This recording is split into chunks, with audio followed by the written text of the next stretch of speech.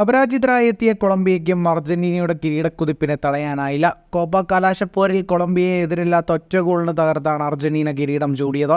ഈ കിരീട നേട്ടത്തോടെ ചരിത്രം കുറിച്ചിരിക്കുകയാണ് മെസ്സിയും അർജന്റീനയും. നായകൻ ലയണൽ മെസ്സിയുടെ കരിയറിലെ 45ാം മേജർ കിരീടമാണ് 2024 കോപ്പ അമേരിക്ക.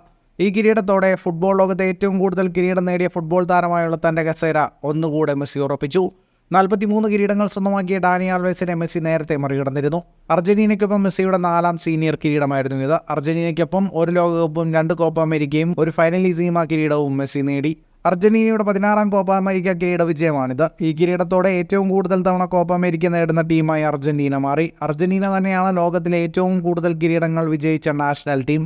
23 മേജർ കിരീടങ്ങളാണ് അർജന്റീന സ്വന്തമാക്കിയിട്ടുള്ളത്.